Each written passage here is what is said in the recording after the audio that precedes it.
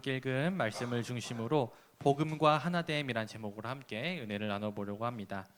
여러분도 혹시 무민이라는 캐릭터 아시나요? 혹시 찾았나요? 요게 화질이 좀 안 좋긴 한데 요게 이제 무민이라는 캐릭터입니다. 이 무민은요, 스웨덴계 핀란드 작가인 토베 얀손이 만든 캐릭터이고, 우리가 볼 때 이게 하마처럼 생겼다고 생각을 할 텐데 사실 이건 하마가 아니라 북유럽 신화에 등장하는 트롤이 모델이라고 합니다. 이 캐릭터와 관련된 시리즈가 굉장히 많아요. 소설도 있고 동화도 있고 만화도 있고 여러 버전이 있는데, 그 무민 시리즈 중에 무민의 특별한 보물이라는 동화가 한 편 있습니다. 그 내용이 이래요. 어느 날 무민이 엄마, 아빠, 친구들은 늘 가지고 다니는 보물이 있는데 자기는 아무 보물이 없다고 슬퍼합니다. 그래서 자신만의 보물을 찾아 떠나기로 합니다.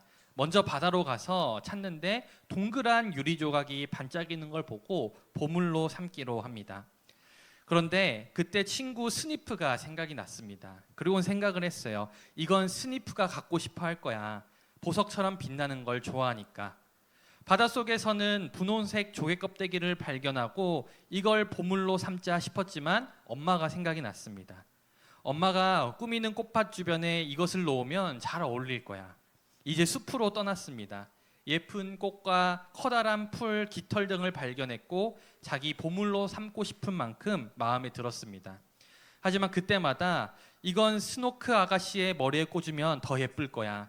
스너프킨 모자에 이 깃털을 꽂으면 더 잘 어울릴 거야 하면서 자꾸만 다른 사람들이 떠올랐고, 그렇게 하나둘 모은 보물들이 품 안에 가득해졌습니다. 그러다가 어둠이 내려앉았고 그만 길을 잃고 말았습니다. 다행히 아빠와 친구들이 무민을 찾으러 와준 덕분에 무사히 집으로 돌아올 수 있었습니다. 무민은 끝내 엄마에게 나만의 보물을 찾지 못했다고 말했습니다. 대신 다른 사람들을 위해 가져온 물건들을 하나씩 나누어 주죠. 엄마가 이런 무민을 꼭 끌어안고 다정하게 말했습니다. 무민, 내가 가진 보물은 눈에 보이진 않지만 여기에 있어. 엄마는 알 수 있단다. 무민의 보물은 모두를 생각할 줄 아는 마음이야. 너는 그걸 가지고 온 거란다. 저는 이 이야기에서 모두를 생각할 줄 아는 마음이 선물이 아니라 보물이라는 표현이 인상적이었습니다. 왜냐하면 보물은 다른 사람이 아니라 가지고 있는 사람을 빛나게 해주는 것이기 때문이죠. 그래서 무민이 길을 잃었을 때 모두가 마다하지 않고 무민을 찾아 떠난 거겠죠. 나보다 다른 사람을 더 생각하는 마음, 저는 이것을 사랑이라고 말하고 싶고, 이걸 가장 잘 보여주신 분은 바로 예수님이 아닐까 생각을 해봅니다. 그러니 사람들이 기독교를 사랑의 종교다라고 말하는 것이죠. 그러나 우리는 예수님으로부터 많은 사랑을 받았음에도 불구하고 때로는 주변 사람들, 또 우리 함께하는 사람들을 사랑하지 못할 때를 발견합니다. 특히나 내 기준과 내 생각과 내 판단에서 벗어나는 사람들을 만날 때 우리는 서로 사랑하기보다 갈등과 반목을 경험하게 됩니다. 그렇다면 우리는 어떻게 해야 다른 사람들을 사랑할 수 있을까요? 저는 오늘 말씀을 통해 그 답을 찾으시기를 간절히 소망합니다. 우리가 지난주 말씀을 함께 살펴봤는데, 지난주 말씀에서 이방인들이 율법을 지켜야 되는지에 대한 문제로 인해 예루살렘 교회에서 회의가 시작되었다는 내용을 함께 살펴봤습니다. 그리고 베드로가 그렇지 않다. 하나님께서는 율법이 아니라 모든 사람들에게 주시는 복음으로 구원에 이르게 하신다는 그 바울의 변론을, 베드로의 변론을 함께 살펴보았습니다. 특별히 하나님의 율법을 지킨 적이 없지만 하나님께서 성령을 주신 이 고넬료라는 인물의 사례를 통해서 베드로는 예수 그리스도를 믿는 믿음으로 구원을 받는다는 것을 아주 강력하게 주장을 하였습니다. 베드로의 증언이 끝난 이후에 실제로 이방인들을 위한 사역을 했던 바울과 바나바가 나서서 자신들이 이방인들을 향해 하나님의 복음을 전했을 때 나타났던 놀라운 일들에 대해서 증언을 하기 시작했죠. 이로써 이방인들도 율법을 지켜야 한다는 유대인들, 그 거짓 교사들의 이야기가 완전히 잘못된 이야기라는 것이 증명되게 되었습니다. 이러한 모든 변론이 끝나고 나자 이 회의의 사회를 맡았던 야고보가 이제 이 회의를 정리하기 위해서 입을 열었습니다. 먼저 야고보는 베드로가 하나님께서 이방인들을 구원하시기 위해 그들을 돌보신 일들에 대해서 먼저 말했는데, 그것이 이 베드로가 앞서 했던 변론들이 선지자의 기록과 일치한다라고 말하면서 이사야서 45장 21절 말씀을 인용합니다. 우리 한번 말씀을 볼 텐데, 사도행전 15장 16절에서 18절까지 말씀, 우리 야고보 사도가 인용한 이사야서 말씀을 함께 보도록 하겠습니다. 사도행전 15장 16절에서 18절까지 말씀, 네, 함께 보겠습니다. 시작.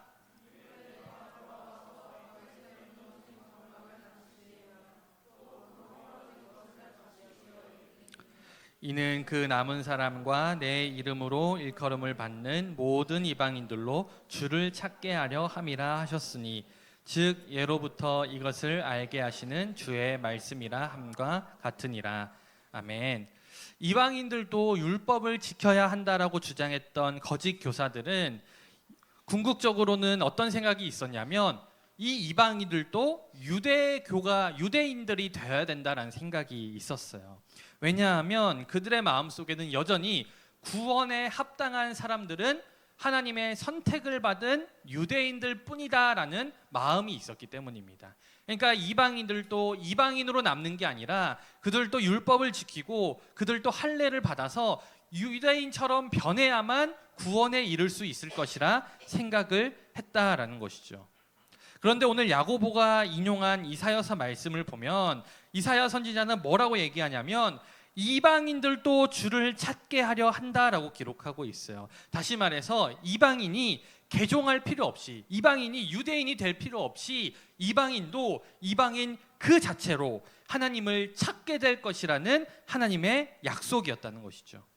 그러니까 야고보는 이 말씀에 근거해 볼 때 할례도 받지 않고 율법도 지키지 않는 이방인들에게도 하나님은 똑같이 은혜를 부어주시고 그들도 하나님의 구원을 받을 수 있다라는 베드로의 주장은 지극히 성경적인 주장이다라는 결론을 내렸다라는 것이죠.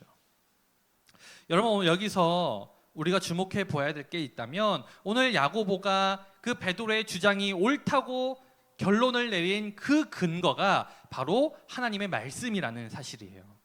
여러분, 우리도 잘못된 신앙에 빠지지 않기 위해서는요, 모든 것들을 하나님의 말씀에 비추어 보아야 한다라는 것입니다. 야고보는 베드로의 주장에 대해서, 베드로의 권위와 베드로가 한 일에 대해서 그것에 대해서 동의했기 때문에 그의 주장에 동의하지 않았어요. 사실 여러분, 베드로는요 예수님의 수제자였습니다. 그 당시 모든 교회의 대표자였어요. 심지어 베드로가 놀라운 일들을 많이 행했습니다.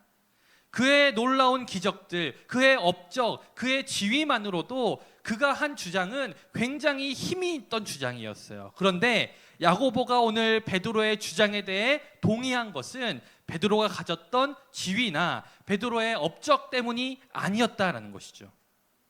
그가 아무리 많은 업적을 세워도, 그가 아무리 높은 지위를 가졌다 할지라도 야고보는 그의 주장을 철저하게 성경에 비추어 보았고, 그것이 성경에 일치된다는 걸 확인했을 때 베드로의 주장이 옳다라고 이야기했다라는 것이죠. 그러니까 우리도 신앙생활을 하면서 이런 태도가 필요하다라는 것입니다. 특별히 교회 안에는요, 성경이 아니라 다른 것들을 앞세우는 사람들이 언제나 존재해 왔습니다. 교회가 처음 시작되었을 때부터 지금까지 때로는 자기가 행했던 신비한 기적들을 앞세우는 사람도 있고, 내가 교회 안에서 어떤 일을 했는데 내가 했던 업적을 앞세우는 사람도 있고, 자신의 직분을 앞세우는 사람도 있습니다. 그러면서 내 말이 맞다라고 주장하는 것이죠. 그러니 우리가 거짓 교사들에게 속지 않기 위해서는 사람을 의지해서는 안 되죠. 그 사람이 가지고 있는 권위, 그 사람의 어떤 신빙성, 그 사람의 업적, 이런 것으로 그 사람을 판단하는 게 아니라 그 사람이 하는 말을 하나님의 말씀에 비추어 보아 판단해야 한다는 것입니다. 그렇지 않으면 죄의 메스나 그런 이단들처럼 우리는 거기에 휩쓸릴 수밖에 없어요.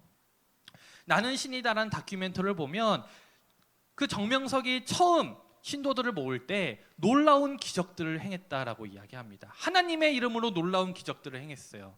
하지만 그는 결국 이단이 되었습니다. 왜요? 그의 이야기가 하나님의 말씀과 달랐기 때문이에요. 그러니 우리는 사람이 아니라 하나님의 말씀을 보아야 합니다. 그래야만 우리를 공격하는 거짓 공격 앞에서 우리의 신앙을 굳건하게 지켜나갈 수 있다는 거죠. 심지어 제가 전하는 말씀조차도 여러분들이 직접 고민하고 말씀에 비추어 보아야만 제가 설령 잘못된 말씀을 전하더라도 여러분들이 흔들리지 않을 수 있다는 것입니다. 그래서 여러분들은 늘 말씀을 가까이 하고 말씀을 묵상해야 한다라는 것이죠. 여러분, 야고보 사도는요, 이사야서 말씀의 근거에서 베드로의 주장이 옳다라는 것을 깨달았어요. 그리고 이방인들이 율법을 지키는 문제에 대해서 이렇게 결론을 내립니다. 이방인 중에서 하나님께 돌아오는 자들을 괴롭게 하지 말고 다만 우상의 더러운 것과 음행과 목매어 죽인 것과 피를 멀리하라고 편지한 것이 옳으니. 야고보는 더 이상 이방인들에게 율법을 지키라고 강요하면서 그들을 괴롭게 하지 말라라고 이야기합니다. 그렇다고 이방인들이 마음대로 살아도 된다라는 것은 아니었어요. 야고보는 이방인들도 우상의 더러운 것과 음행과 목베어 죽인 것과 피를 멀리해야 한다라고 이야기하고 있습니다. 어쩌면 율법을 지킬 필요가 없다고 하면서도 이방인들에게 이거는 멀리하라고 말하는 이 야고보의 이야기가 율법을 지켜야 된다는 유대인들과 타협하는 모습으로 보일 수도 있어요. 하지만 오늘 야고보가 이방인들에게 지켜야 된다고 말했던 위의 4가지 사항들은 그거는 율법을 지켜야 된다고 말한 것이 아니었습니다. 그게 아니라 그건 신학적인 문제가 아니라 구원의 문제가 아니라 교회 안에 화목에 관한 문제였어요. 왜냐하면 당시 이방인들 가운데 우상을 섬기던 관습에서 벗어나지 못해서 교회 안에서도 우상을 숭배하는 사람들과 똑같이 행함으로써 공동체의 하나됨을 해치는 사람들이 있었기 때문이에요. 그리고 그러한 일들은 이방인 신자 본인의 경건에도 결코 좋지 않은 영향을 끼쳤기 때문입니다.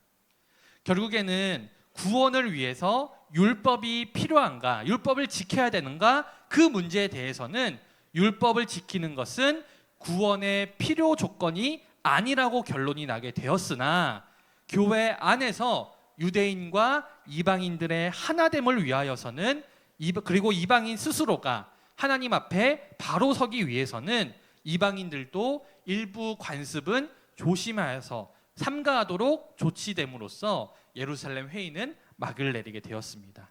그리고 이 소식이 각 교회에 전달되게 되었고 온 교회가 기뻐하게 되었다라고 오늘 말씀은 기록하고 있습니다.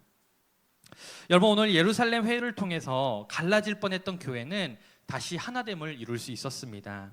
그리고 이 예루살렘 회의를 통해서 우리는 2가지 중요한 원칙을 발견할 수가 있어요. 첫 번째로 구원에 관해서는 우리의 어떤 행위나 관습도 우리의 구원에는 영향을 끼치지 못한다라는 사실입니다. 제가 사역하면서 여러분들에게 가장 강조하는 내용 중에 하나가 바로 우리의 구원은 오직 하나님의 은혜로만 가능하다라는 사실이에요. 우리 스스로 우리를 구원할 만한 능력도 없고 우리의 선행도 우리를 구원으로 인도할 능력이 없습니다. 왜냐하면 우리는 태어나면서부터 죄인이고 그 죄는 오직 죽음을 통해서만 대가를 치를 수 있기 때문이죠. 그렇기 때문에 예수 그리스도의 십자가 죽음, 나를 대신해서 죽으신 그 십자가 죽음만이 우리의 죄의 대가를 칠 수 있다. 그래서 우리의 힘으로는 구원에 이르지 못한다. 제가 늘 여러분들에게 강조합니다. 하지만 우리는 그렇게 생각하죠. 우리의 구원이 아무런 대가가 없고 그저 은혜로만 받았다고 말하면 좀 불공평한 것 같기도 하고 뭔가 잘못된 것 같기도 하고 우리의 인간의 윤리와 도덕 그리고 지금까지 지켜온 관습과 전통을 자꾸만 구원의 조건으로 더하려는 유혹에 빠지게 된다는 거예요. 아니, 저런 사람도 구원을 받는다고? 저런 악인도 구원 받는다고? 뭔가 잘못된 거 아니야? 뭐 해야 되는 거 아니야? 구원받기 위해서 좀 선행해야 되는 거 아니야? 그래도 좀 잘 지켜야 되는 거 아니야? 그런 생각을 하게 된다라는 것이죠. 여러분, 그렇지 않습니다. 인간이 하는 그 어떤 행동도 구원에 절대로 영향을 끼칠 수가 없어요.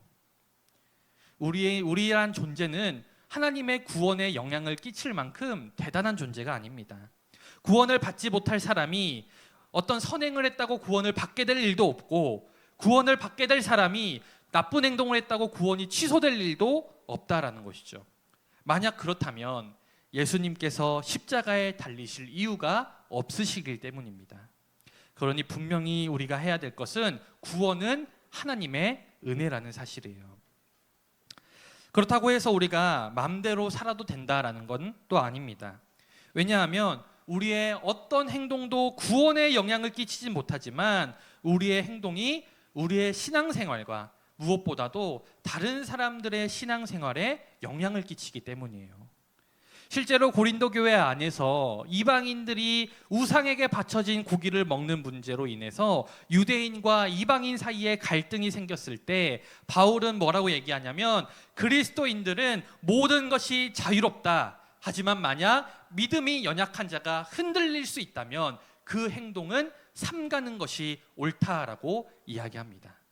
그러니 우리가 성경에 나와 있지 않는 전통과 관습을 지키는 일도 무가치하고 쓸데없는 일이 아니라 다른 사람들의 신앙을 지켜주는 데 있어서 굉장히 유익한 일이라는 것을 우리가 또 기억해야 합니다.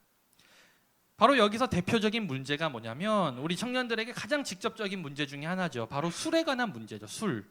기독교에서 술을 금지하는 건요, 사실 한국 교회밖에 없어요.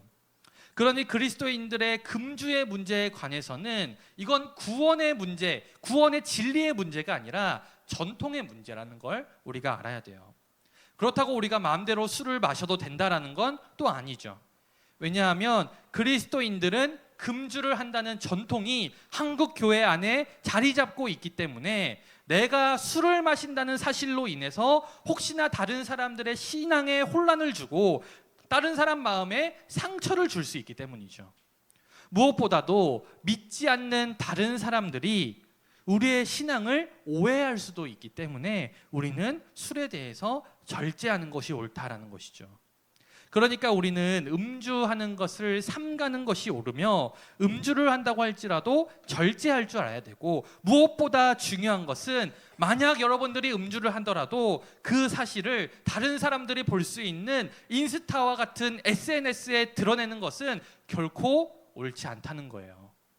왜냐하면 우리는 분명 그리스도 안에서 자유하지만 그리스도 안에서 공동체의 하나됨을 추구해야 할 의무도 있기 때문입니다.